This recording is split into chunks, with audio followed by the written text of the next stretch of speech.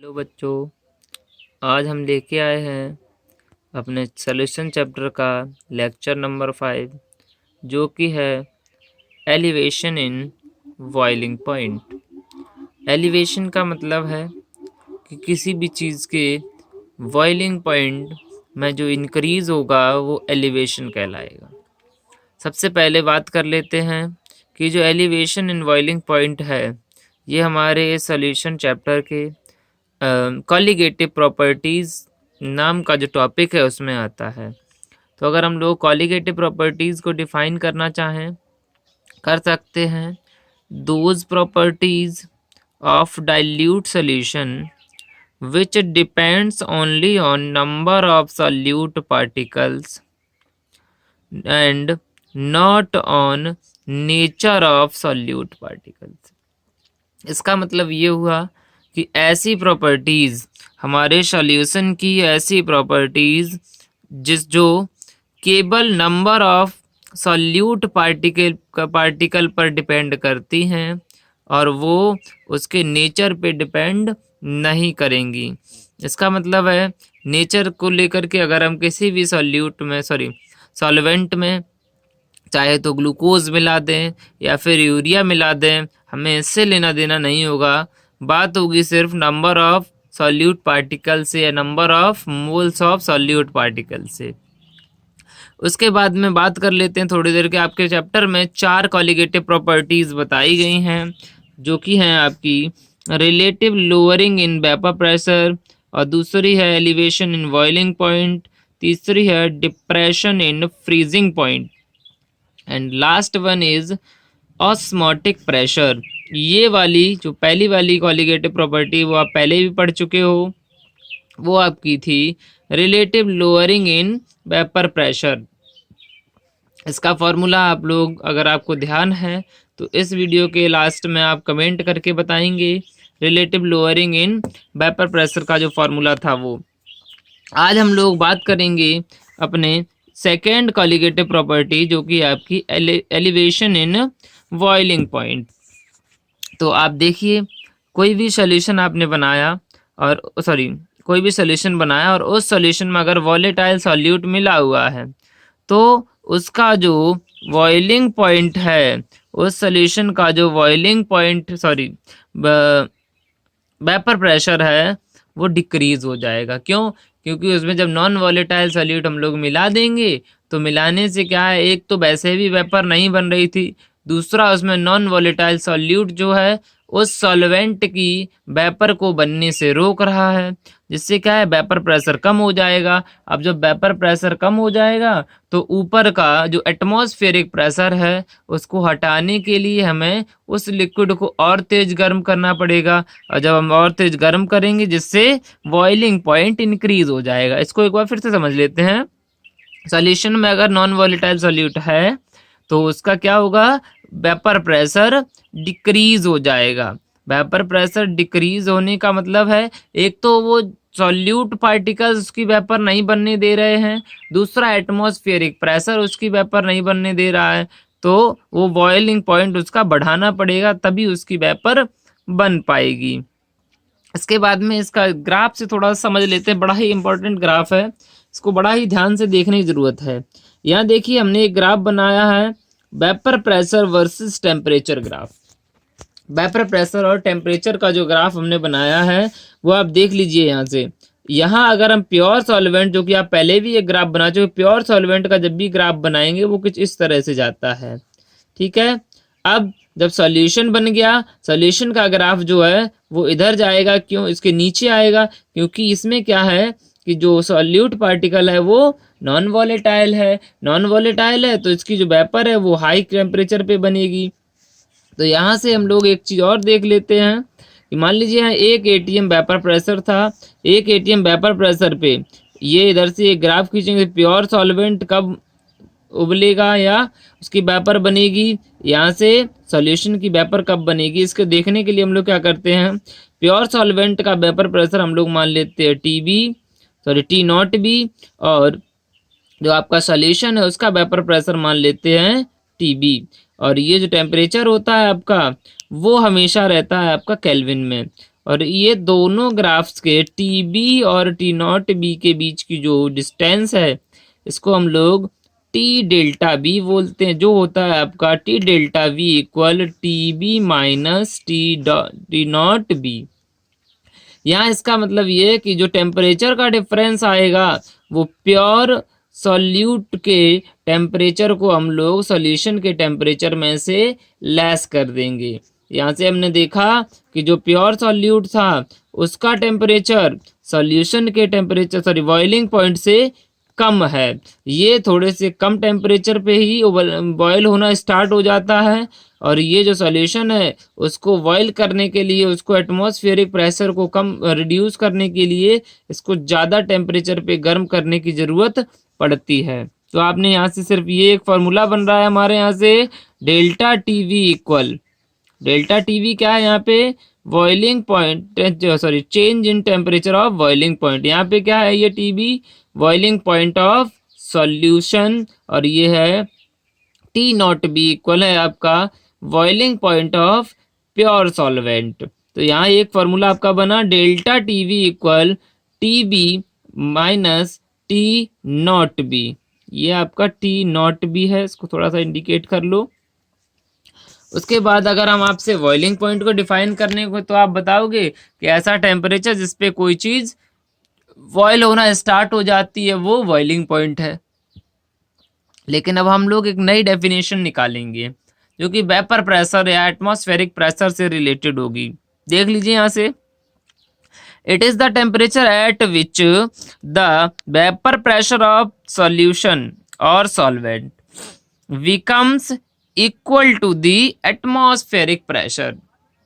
किसी भी चीज का बॉइलिंग पॉइंट ऐसा टेम्परेचर होता है जिसपे सॉल्यूशन या सॉल्वेंट का जो वेपर प्रेशर है वो एटमॉस्फेरिक प्रेशर के इक्वल हो जाए तो वो उसका बॉइलिंग पॉइंट कहलाएगा। अगर एटमॉस्फेरिक प्रेशर के इक्वल बॉइलिंग पॉइंट नहीं हो रहा है, सॉरी एटमॉस्फेरिक प्रेशर के इक्वल वेपर प्रेशर नहीं हो रहा है तो वो चीज़ बॉयल नहीं होगी, वो सॉल्वेंट कभी भी सॉल्वेंट या सॉल्यूशन बॉयल नहीं होगा। यहाँ से एक्सपेरिमेंट से जब देखा गया तो आपको पता चला delta T B is directly proportional to M, यानी जो डेल्टा टी बी था वो मोलैलिटी यहाँ आपका एम क्या है, एम है आपका मोलैलिटी, क्या है यहाँ पे मोलैलिटी, इसको पर किलोग्राम में नापते हैं। तो delta T B is directly proportional हो जाएगा number of moles of non volatile solute upon mass of solvent in kilogram. ये आपने मोलैलिटी वाले जो वीडियो बना था उसमें मोलैलिटी के बारे में पढ़ा होगा। और इसके बाद में हम लोग देखते हैं आगे इसमें चैप्टर में जैसे जैसे बढ़ेंगे तो आपका एक नया फार्मूला निकल के आता है। अगर हम टीवी को प्रोपोर्शन को हटाएंगे तो यहाँ से आएगा डेल्टा टी बी इक्वल के बी इंटू एम। के बी क्या है यहाँ पे मोलल एलिवेशन कांस्टेंट, के बी को यहाँ पे हम लोग बोलते हैं मोलल एलिवेशन कांस्टेंट। के बी जो है वो सॉल्वेंट पे डिपेंड करता है, किस पे डिपेंड करेगा सॉल्वेंट पे, क्योंकि सॉल्यूट की तो वेपर बनेगी नहीं तो उसका एलिवेशन होगा ही नहीं। अगर हम लोग बात करते हैं इसकी यूनिट की तो केबी की यूनिट जो हो जाएगी वो रहेगी आपकी केल्विन किलोग्राम पर मोल। यूनिट क्या होगी केबी की, केल्विन किलोग्राम पर मोल। कई बार बोर्ड्स में क्वेश्चन पूछा जाता है, बोर्ड में बहुत बार क्वेश्चन आया है डिफाइन केबी। तो डिफाइन करने के लिए हम लोग क्या करते हैं, अगर हम m इक्वल 1 ले लें यानी किसी भी सॉल्वेंट की मोलैलिटी 1 ले लेते हैं तो केबी जो है वो आपके डेल्टा टीवी के इक्वल हो जाएगा।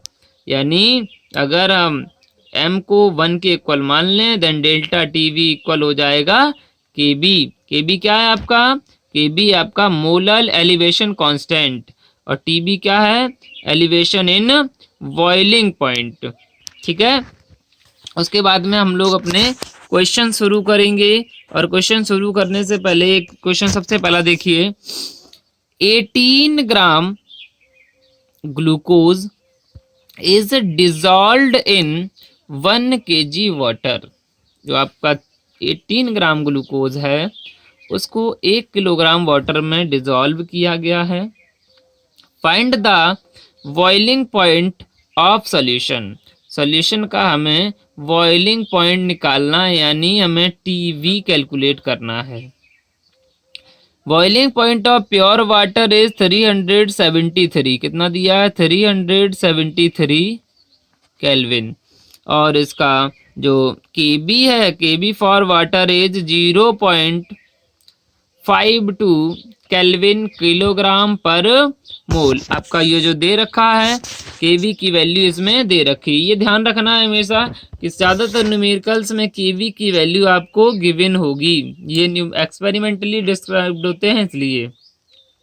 और अगर नहीं दी होती तो आगे वीडियो में हम आपको केबी की वैल्यू निकालना भी सिखाएंगे, उसका क्या फॉर्मूला होता देखते हैं। तो सबसे पहले इस न्यूमेरिकल पे ध्यान देते हैं। बड़ा ही छोटा सा और सरल न्यूमेरिकल है। देखिए डेल्टा टीबी इक्वल होता है formula KB into molality. Delta TB equal हो जाए, केबी की वैल्यू आपको गिवन है यहाँ पे 0.52 केल्विन और number of moles of solute upon mass of solution in kilogram. तो number of moles of solute हम लोग कैसे निकालते हैं? मोल्स ऑफ सॉल्यूट आपको दिए थे 18 ग्राम था, तो 18 अपॉन 180 और उसका हो जाएगा 0.025। तो यहाँ से टी बी यानी elevation in boiling point, boiling point of solution minus boiling point of pure solvent equal हो जाएगा आपका ये this will equal and we write T B equal हो जाएगा 373। आपको ये सॉल्वेंट का दिया गया था और एलिवेशन क्या हो रहा है वो आपने अभी भी निकाल लिया, वो ये है 0.052। तो आपका जो बॉइलिंग पॉइंट रहेगा सॉल्यूशन का वो हो जाएगा 373.52 केल्विन। इसमें सॉल्यूशन के लिए जो भी टेम्परेचर की वैल्यूज होंगी, जो बॉइलिंग पॉइंट आएगा वो हमेशा हम लोग केल्विन में ही यूज करेंगे। आप इस न्यूमेरिकल के सॉल्व को देख सकते हैं, एक बार फिर से देख लीजिए। ये पूरा न्यूमेरिकल इस तरह से आपको कराया गया और इसको करने की दोबारा से कोशिश करेंगे। अब हम लोग देखते हैं अपना अगला क्वेश्चन। अगला क्वेश्चन आपको दे रखा 6 gram of urea and 9 gram of glucose are dissolved in 300 gram of H2O यानी water. Find the boiling point of solution. आपको यहाँ पे टी बी को कैलकुलेट करना है। H2O का दे रखा है आपको 100 डिग्री सेल्सियस और यानी टी नॉट भी दे रखा है, सीधी सी बात ये है। और के भी आपका है वाटर के लिए 0.52 केल्विन किलोग्राम पर मोल। अब इस क्वेश्चन में बहुत बड़ा कंफ्यूजन है कि यूरिया भी नॉन वॉलेटाइल है और ग्लूकोज भी नॉन वॉलेटाइल है। अब आपको दो सॉल्यूट दे रखे हैं, यानी दो चीजें दे रखी हैं। अब आप कंफ्यूज हो रहे होंगे कि हमें किसको सॉल्यूट मानना है और किसको सॉल्वेंट मानना है। तो आप अपनी कॉलिगेटिव प्रॉपर्टी की डेफिनेशन पे पहुंचिए, एक बार थोड़ा सा रिवाइज कीजिए। आपको बताया था कॉलिगेटिव प्रॉपर्टी केवल नंबर ऑफ मोल्स पे डिपेंड करती हैं, ना कि नेचर ऑफ सॉल्यूट पार्टिकल। आपको पहले ही बताया गया है, चाहे उसमें यूरिया डालो चाहे ग्लूकोज डालो, हमें तो केवल नंबर ऑफ मोल्स निकालने हैं।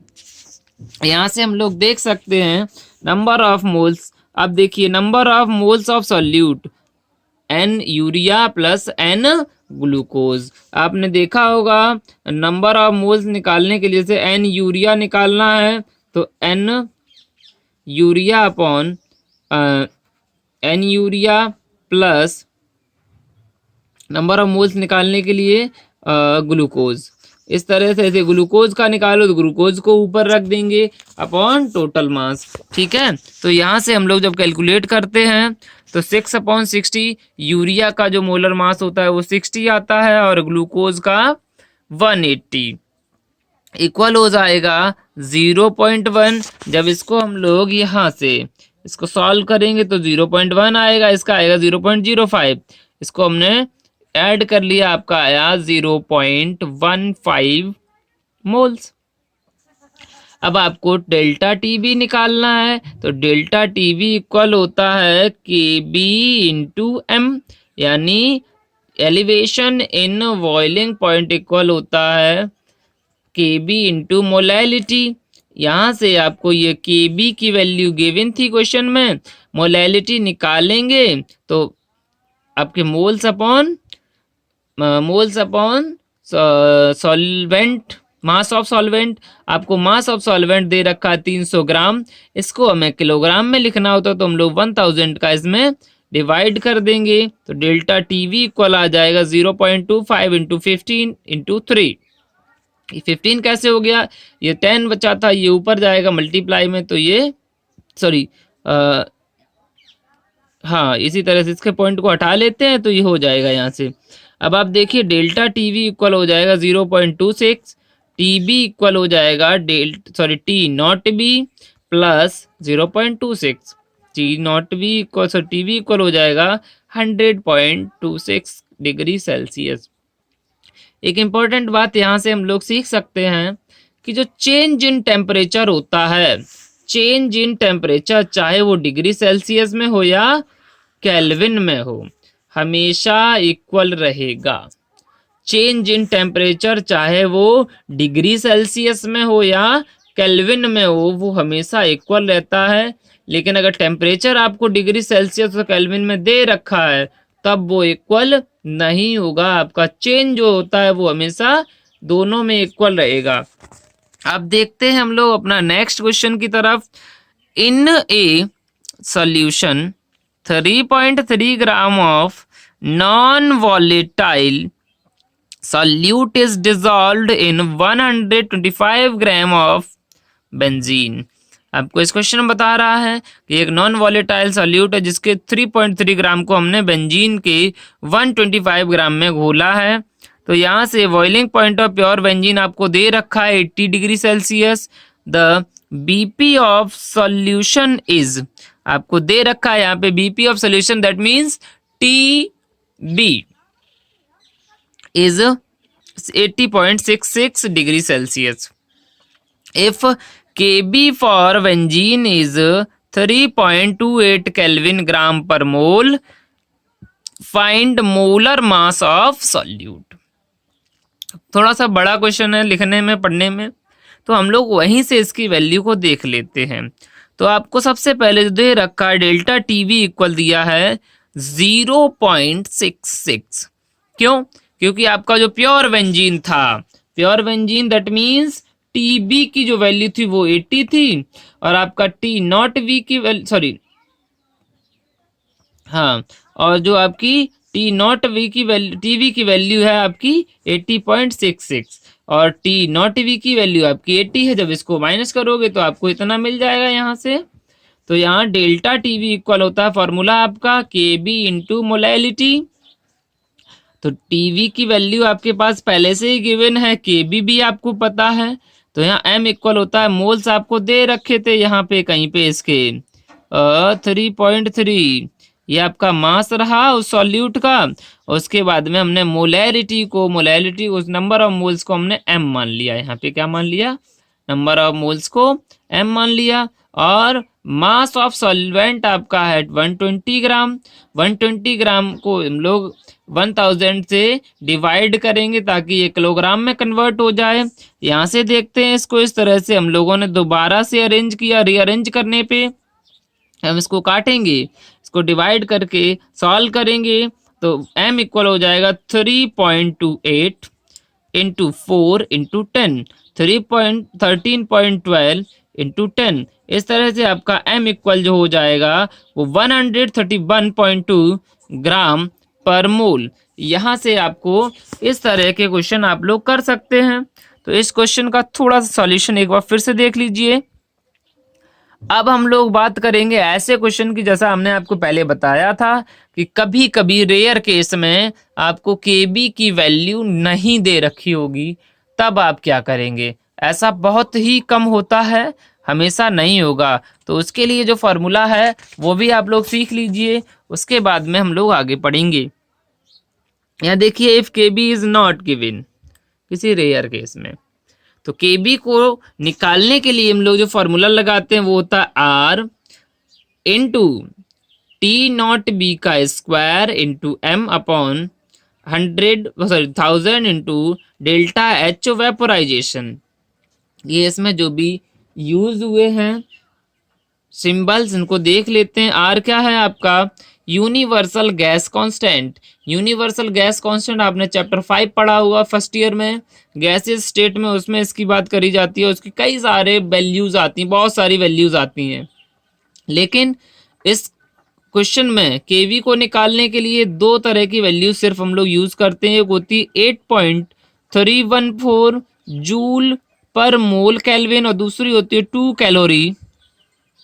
कैलोरी मोल पर केल्विन। टी नॉट बी से आप लोग अच्छी तरह से परिचित हैं। टी नॉट बी आपका क्या है boiling point of pure solvent. वो किसमें लिखा जाएगा केल्विन में। किसमें लिखेंगे केल्विन में। एम है आपका molar mass of solvent and delta H vaporisation है enthalpy of vaporisation. Enthalpy of vaporisation क्या होता है 1 मोल को, किसी भी सॉल्यूशन के 1 मोल को वेपर में कन्वर्ट करने के लिए जो एनर्जी चाहिए होती है, जो हीट एनर्जी हमें रिक्वायर होती है, वो आपकी डेल्टा एच कहलाती है। डेल्टा एच यानी enthalpy of vaporisation. Enthalpy of vaporisation को हम लोग निकालते हैं L V into M.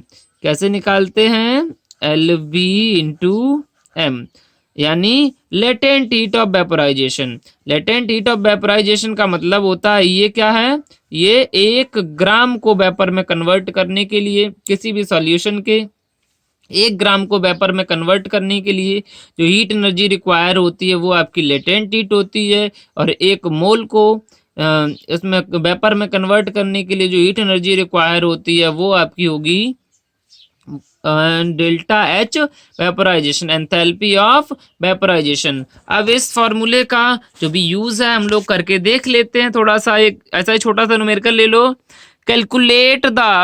Calculate KB for water. हमें वाटर के लिए केबी निकालना है।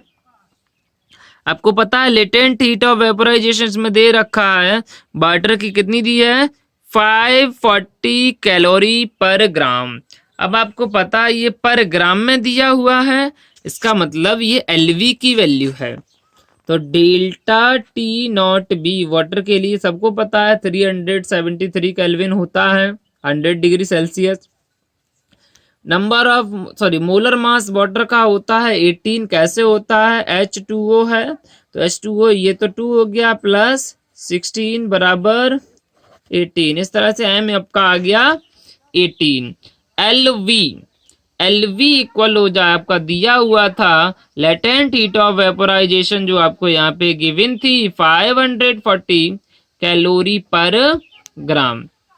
इसको हम लोग डेल्टा एच वेपोराइजेशन इससे निकाल लेंगे। यहाँ से डेल्टा एच वेपोराइजेशन आपको फॉर्मूला दिया था एलवी इंटू एम। तो एलवी आपका हो जाएगा 540 इंटू 18 कैलोरी। अब यहाँ आर की वैल्यू की जब हम लोग बात करेंगे तो आर की वैल्यू देखो सारी चीज में कैलोरी पर मोल में कैलोरी में दे रखी है, तो हम लोग आर की वैल्यू भी कैलोरी पर मोल वाली ही लगाएंगे। तो 2 कैलोरी पर मोल केल्विन की वैल्यू लगाएंगे। और ये जो फॉर्मूला है इस फॉर्मूले में इसको हम लोग वैल्यू पुट करके केबी वाटर का निकाल लेंगे। वैसे तो हमें पता है कि जो वाटर का केबी होता है वो होता है 0.52 केल्विन किलोग्राम पर मोल।